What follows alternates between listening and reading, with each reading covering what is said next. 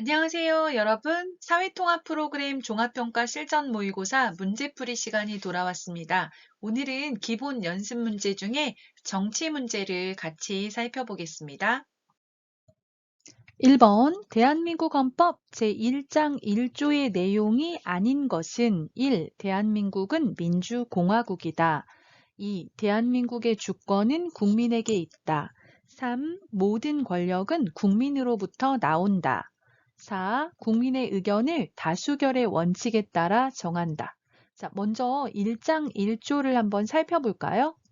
자, 대한민국 헌법 1장 1조를 보시면 1항에는 대한민국은 민주공화국이다 라고 나오고요. 2항에는 대한민국의 주권은 국민에게 있고 모든 권력은 국민으로부터 나온다 라고 말하고 있습니다. 자, 그러면 1번부터 살펴봅시다. 자, 대한민국은 민주공화국이다. 자, 1항에 나와 있죠. 대한민국은 민주공화국이다. 그래서 맞고요. 자, 2번. 대한민국의 주권은 국민에게 있다. 대한민국의 주권, 주인의 권리. 주인의 권리는 누구에게 있다? 국민에게 있다. 주권하면 주인의 권리를 말합니다. 자, 맞고요. 자, 3번. 모든 권력은 국민으로부터 나온다. 자, 모든 권력은 국민으로부터 나온다. 이렇게 나와 있죠? 이것도 맞네요. 그러면 내용이 아닌 것은 4번이죠. 자, 국민의 의견을 다수결의 원칙에 따라서 정한다. 보통 헌법에서 이제 주권은 국민에게 있고 모든 권력은 국민으로부터 나온다라고 명시해 놓고 있고요. 이런 국민의 뜻을 반영하기 위해서 우리가 선거를 통해서 대표를 뽑아서 국민의 대표가 정치를 하도록 하고 있죠. 자, 다수결의 원칙은 어떤 것을 결정할 때 많은 숫자가 찬성한 것을 이제 찬성한 것으로 결정을 하는 걸 말하는데요. 일상생활에서도 많은 관계가 있습니다. 그래서 뭐 예를 들어 학교에서 반장을 뽑을 때 다수결의 원칙에 따라서 뽑기도 하고요. 그래서 그런 모습들을 볼 수가 있습니다. 하지만 이게 헌법 1장 1조에 나오는 내용은 아니죠. 그래서 1번에 옳지 않은 것은 4번입니다. 자, 2번. 4.19 혁명의 원인이 된 사건은 1. 외환위기, 2. 8.15 광복, 3. 6.25 전쟁, 4. 3.15 부정선거. 자, 외환위기는 1997년에 한국이 경제적으로 아주 어려워졌던 시기를 말합니다. 8.15 광복은 몇 년도에 있었죠? 그렇죠. 1945년에 있었고요. 6.25 전쟁은 1950년에 일어났죠. 3.15 부정선거가 1960년에 일어났고요. 4.19 혁명도 1960년에 일어난 민주화 운동인데요. 답은 4번이죠. 3.15 부정선거로 인해서 한 달 후에 4.19 혁명이 일어났죠. 3.15 부정선거는 1960년 이제 정 부통령 선거가 부정선거로 밝혀지면서 4.19 혁명이 일어났습니다. 그래서 3월 15일에 선거를 잘못한 거죠. 국민들이 선거를 했는데 그 투표함이 아니라 다른 투표함으로 바꿔치기가 됐다는 이야기가 있습니다. 그래서 3.15 부정선거 후에 4.19 혁명이 일어났습니다. 자, 여기서 우리 민주화 운동 한번 살펴보겠습니다. 자, 민주화 운동은 크게 세 가지가 있습니다. 4.19 혁명, 5.18 광주 민주화 운동, 6월 민주항쟁에서 4, 5, 6 이렇게 순서대로 기억하시면 되겠습니다. 4.19 혁명이 있었고요. 그리고 5.18 민주화 운동이 있었죠. 그리고 6월 민주항쟁이 있었습니다. 자, 역사적인 사건은 연도도 중요합니다. 그래서 4, 5, 6하고 6, 7, 87년이고요. 1987년. 그리고 5.18 민주화 운동은 80년. 4.19 혁명은 60년에 일어났습니다. 1960년, 1980년, 1987년인데요. 저는 학생들에게 4, 5, 6, 7, 8, 4, 5, 6, 7, 8, 80, 60 이렇게 외우라고 이야기하고 있습니다. 여러분도 한번 그렇게 외워보세요. 자, 4.19 혁명은 이승만 대통령 때 3.15 부정선거로 인해서 일어났습니다. 그래서 원인은 3.15 부정선거고요. 그래서 4.19 혁명의 결과로 이승만 대통령이 대통령에서 물러났죠.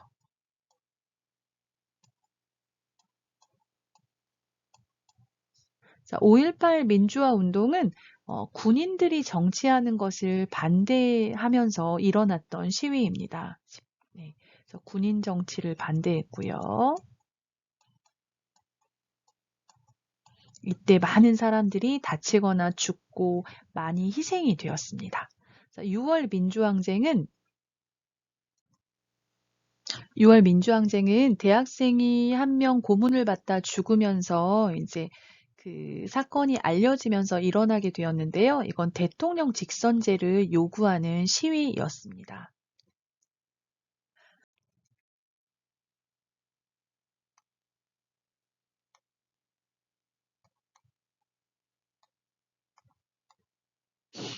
이때도 대통령을 직접 뽑지 않고 대통령 선거인단이라고 해서 따로 대통령을 뽑는 사람들이 있었는데요. 다음 선거에서도 그렇게 하겠다고 발표를 하고 그래서 시민들이 대통령을 직접 뽑게 해달라 대통령 직선제를 요구하면서 시위가 일어났는데요. 이게 전국적으로 확산이 되면서 정부에서 이 요구를 받아들여서 대통령 직선제로 개헌을 하게 됩니다.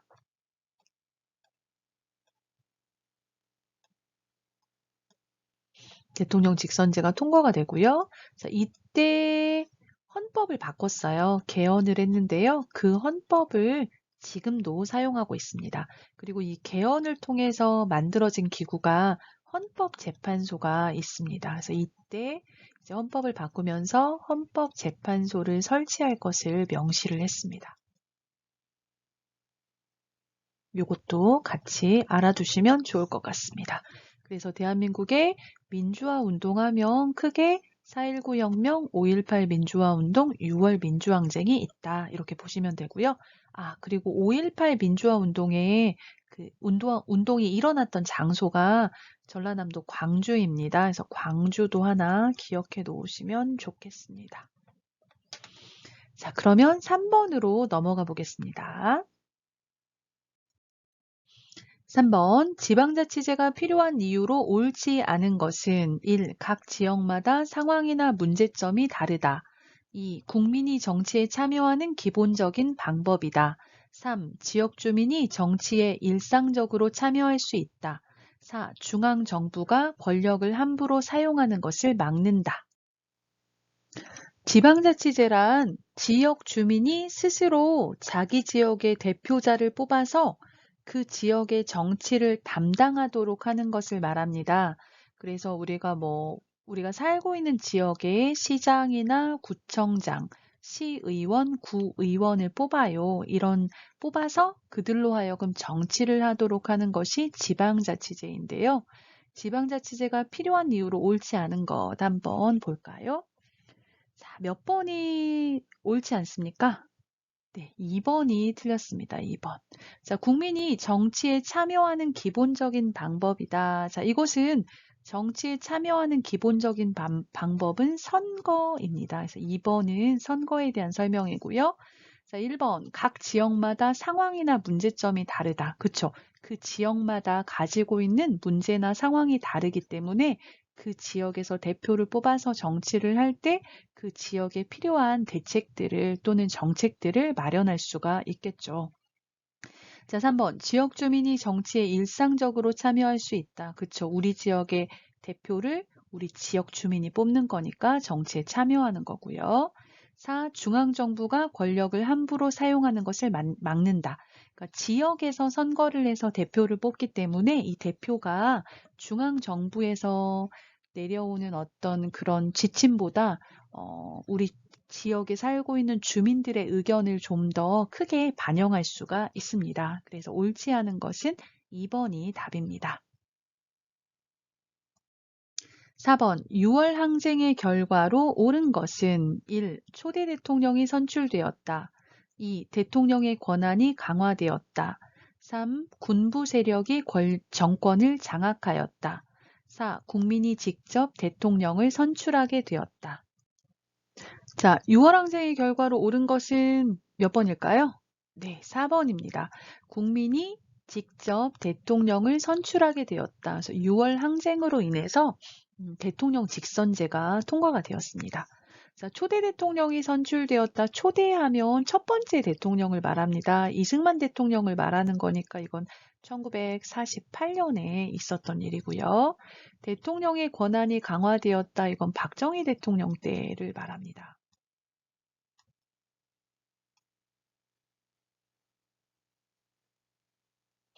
자, 군부 세력이 정권을 장악하였다. 이것은 박정희 대통령 때도 그렇고요. 그리고 전두환 대통령 때도 마찬가지죠.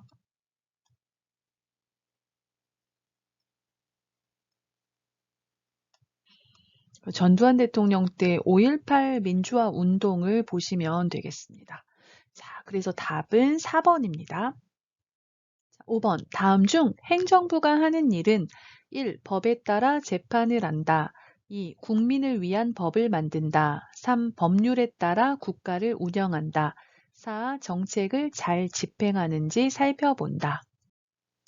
자, 행정부가 하는 일은 3번이죠. 법률에 따라서 국가를 운영한다. 자, 행정부는 법에 따라서 정책을 만들어서 국가를 운영합니다. 살림을 하는 일을 하고 있죠. 국가의 살림을 하는 거죠.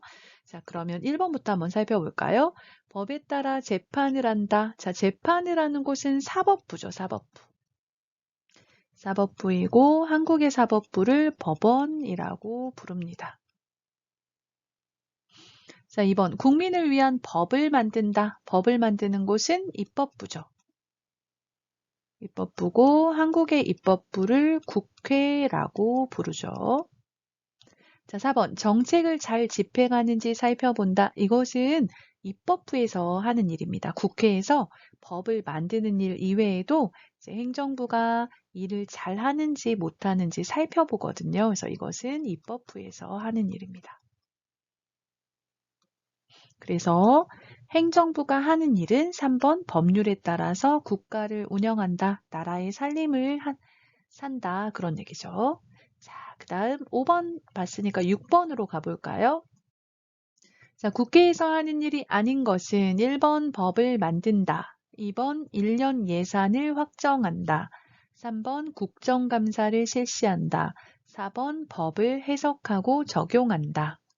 자, 국회가 하는 일이 아닌 것은 4번이네요. 법을 해석하고 적용한다는 재판을 할 때 그 각각의 사건에 어떤 법을 적용해야 될지 법에 따라서 해석을 하고 적용을 하는 일을 하는 것은 사법부, 법원이 하는 일이죠.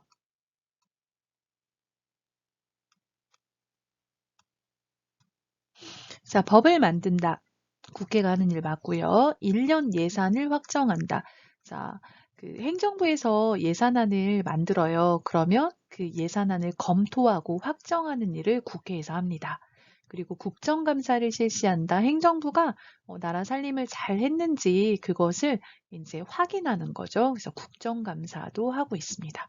그래서 국회에서 하는 일이 아닌 것은 4번 법을 해석하고 적용한다입니다.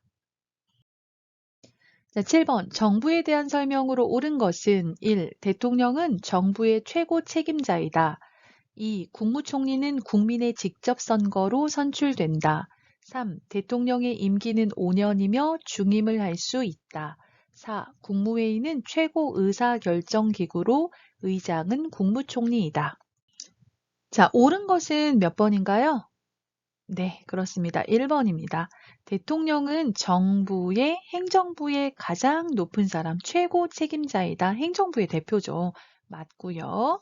자, 2번 국무총리는 국민의 직접 선거로 선출된다. 여러분, 국무총리는 선거하지 않습니다. 어떻게 하죠? 국회의 동의를 받아서 대통령이 임명합니다.